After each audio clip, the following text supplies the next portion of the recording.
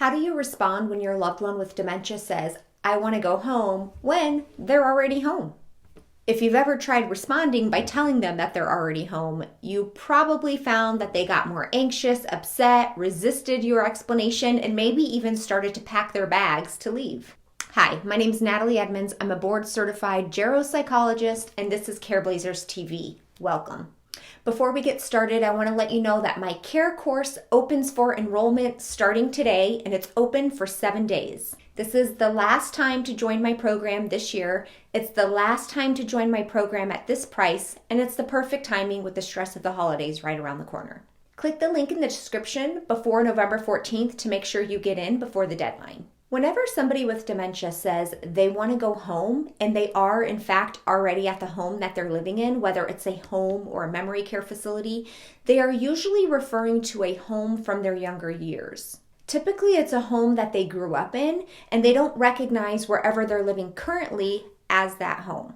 Trying to remind them that they are currently at home, trying to stop them from packing up belongings, usually doesn't go well. I'm going to link a specific video that I did talking about this.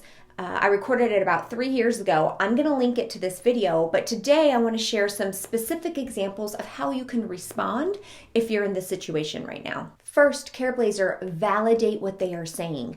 Don't try to immediately correct them and convince them that they're home. Let them know that you are hearing them and that you're there for them without trying to change them right away. So when you validate them, it's going to sound something like, "You want to go home." Second, ask some questions about their home. So many Careblazers are afraid to ask that question or to get engaged in the conversation for fear that they're going to be supporting their loved one wanting to leave. But in fact, it can be quite the opposite. When we try to change the topic so quickly, your loved one realizes you're trying to move on to another topic, and so they get more upset. So step 2 is ask some questions about it. Here you can say things like, "Tell me about your home.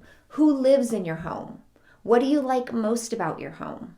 What do you want to do when you go home?" This step is really great because it gives you some insight into what home it is in their mind that they're wanting to get to, and it also can start to give you ideas for what's going to be the best approach to help redirect them and get them focused on something else. So for example, if they tell you they want to go home because their husband's coming home from work soon and they want to make sure they cook dinner for their husband, that's good information to know. That information could lead you to responding, "Oh, your husband Mike just called. He's going to be working late tonight. He asked that you just hang out here. Here, let's go do a puzzle together while we wait."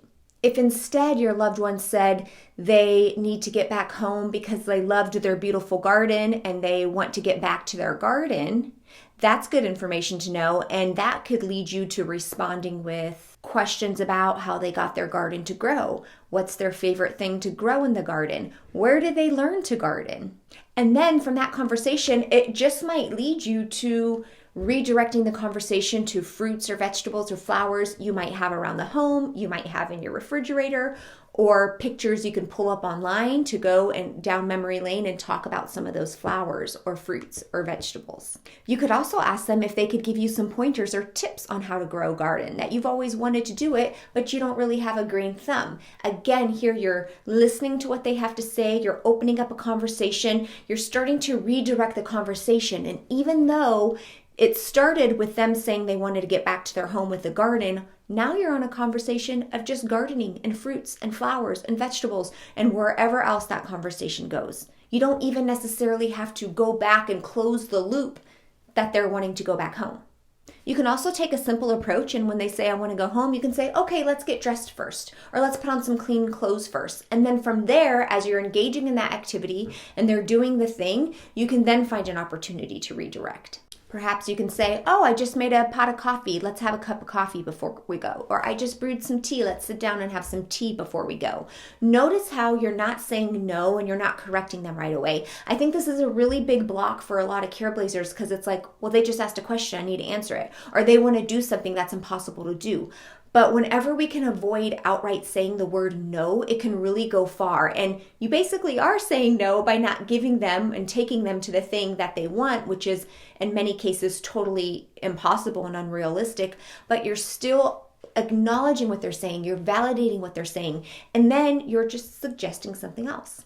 And in some cases, Careblazer, you might have to take it a step further and say, okay, let's get in the car. And as you're driving, you might say, let's stop and get some ice cream first, or let's stop here and grab a cup of coffee, or let's grab some water. I'm thirsty. Whatever the case is, like you make that a stop and then you eventually come back to the home. Sometimes that's enough to satisfy their need to want to go home.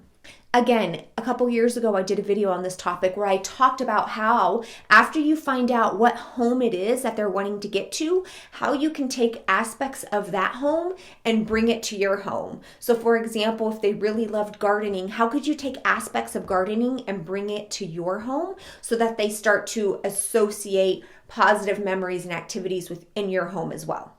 In your mind, Careblazer, I know you might be thinking, this makes no sense. This is not going to work. And it's because we're viewing it from our mindset, from our perspective. And it doesn't make sense because to us, we're not answering the question. We're not explaining to them how there is no other home, how this is your home. But that kind of approach just puts more tension between you and your loved one, and it's going to make it so much more likely that they're going to continue to resist whatever it is you're trying to convince them to do. Here's another really important question to ask yourself. If you're really struggling at how to get your loved one to stay in their current home, ask yourself, what would be enticing to your loved one to get them to stay in the current home longer, right? So ask yourself, what would entice them to stay in this home longer? It's definitely not going to be an explanation of they're already at home or that they don't have another house, that this is their house. But based on their past and what resonated with them and the information they told you about why they wanted to go back to the house, how can you use that information to help them want to stay where they currently are? Here's what I mean by that. Let's say you have a loved one, you're caring for your dad who has dementia, and he was always a handyman and liked to fix things up. Now, he might say, I want to go home, I want to go home. And you know, based on what he likes doing, fixing things up, you can say, okay, sure thing. Can you help me fix this shelf first? Right? So you're playing into what he likes to do, what he feels like he's good at, and you're redirecting to an activity which can then buy some time and open up that window of redirection where he's totally onto another subject now. So you would say, can you help me fix this shelf first?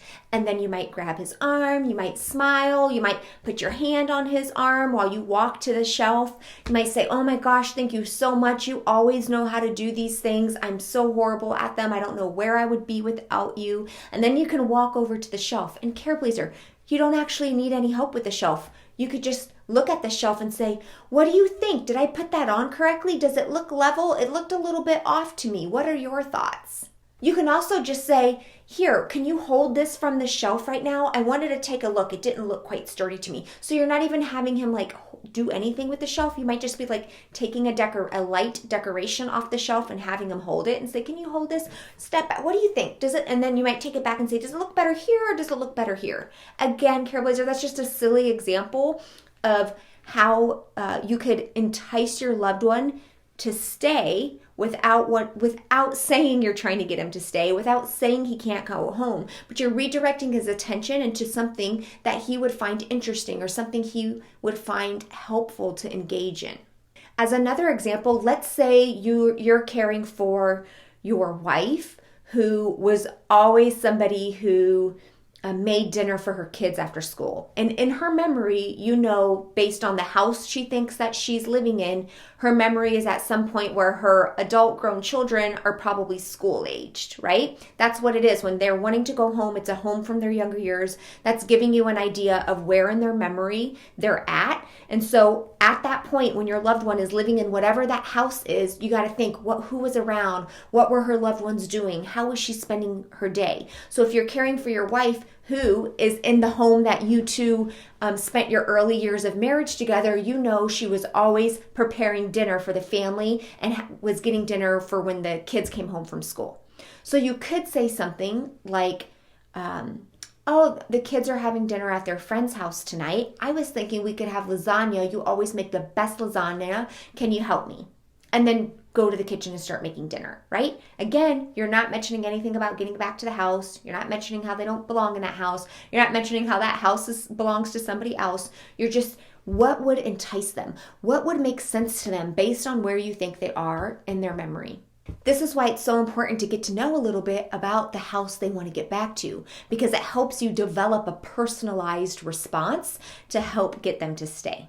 Remember, we're always trying to respond to our loved ones' challenging behaviors from their perspective, through their eyes, through their lens, not through ours. When it doesn't have to make sense to us, whatever way we respond to them doesn't have to make any sense to us at all. It just has to make sense for your loved one. Whenever we try to respond to difficult behaviors from our point of view in a way that makes sense to us, it usually backfires. Careblazers, I know some of you have some pretty creative ways you've responded to this situation yourself. Feel free to leave it below in a comment. I'm sure your feedback and your experiences are going to help so many other Careblazers. Thanks for being here, Careblazer. Don't forget to download your free Careblazers survival guide. I've linked it below in this video. I also hope to be welcoming you inside of the Care course. It's the last time I'm offering it this year. It's the last time I'm offering it at this price. I don't want you to miss out. The link is also below. Also, Careblazer, check out this sweater. This was sent to me from Team Jerseys. It actually has like my name and numbers on the back. And it's super comfortable, first of all. It's perfect for fall, and it says Careblazers. I'm going to link below. They also gave me, I believe it's like a 10% off discount. If you would like, you can check it out and customize your own sweatshirt. Or if you don't want to spend any time trying to create your own sweatshirt, just say you want the Careblazers special and see, they can probably put this together for you. All right, Careblazer, I will be back next week with another video. In the meantime, keep it up. Bye.